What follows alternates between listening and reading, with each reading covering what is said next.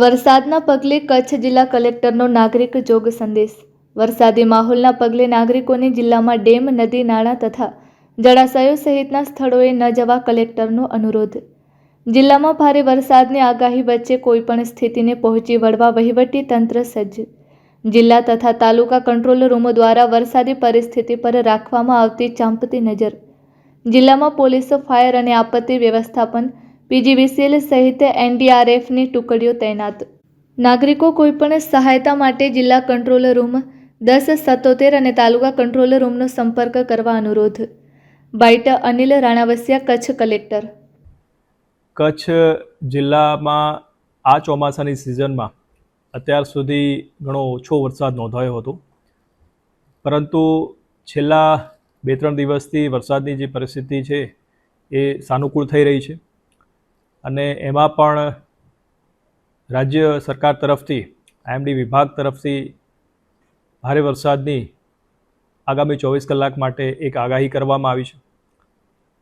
આ આગાહીમાં ખાસ તો ફ્લેશ ફ્લડ પ્રકારની એક સિચ્યુએશન કે જેમાં ખૂબ ઓછા સમયમાં વધારે વરસાદ પડી જાય એવી પરિસ્થિતિ નિર્માણ થતી હોય છે।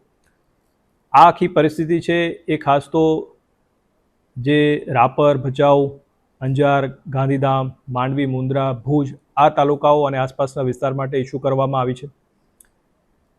એના માટેની જરૂરી જે સંકલન તમામ વિભાગો સાથે છે એ કરી લેવામાં આવ્યું છે, ચાહે પોલીસ વિભાગ હોય, રેવન્યુના અલગ અલગ વિભાગના અમારા કર્મચારી હોય, શિક્ષણ વિભાગ, આઈસીડીએસ વિભાગ, હેલ્થ વિભાગ, તમામ નગરપાલિકાઓ, સાથે સાથે આર્મી, બીએસએફ, કોસ્ટગાર્ડ જેવી એજન્સીઓ સાથે પણ આના માટે જરૂરી સંકલન આજે આપણે કરી લીધું છે।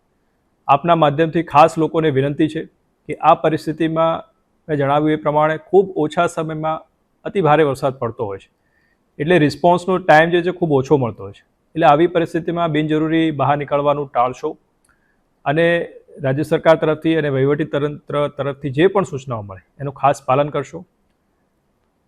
આપને જે આ વિડીયો મળશે એમાં અમે અમારા જિલ્લા અને તાલુકા કંટ્રોલ રૂમના નંબર પણ એની સાથે શેર કરીશું કે જેથી આપને કોઈ પરિસ્થિતિ એવી જણાય તો એ કંટ્રોલ રૂમ ઉપર આપ ફોન કરી શકો છો અને જરૂરી મદદની માગણી કરી શકો છો।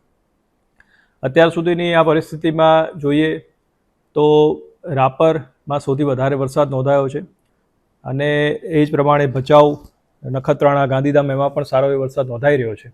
એટલે આશા છે કે આગામી સમયમાં પણ આ પરિસ્થિતિ જે છે વરસાદની એ જારી રહેશે અને આપણી જે દર વર્ષની વરસાદની જરૂરિયાત જિલ્લાની છે એ પરિપૂર્ણ થઈ શકશે।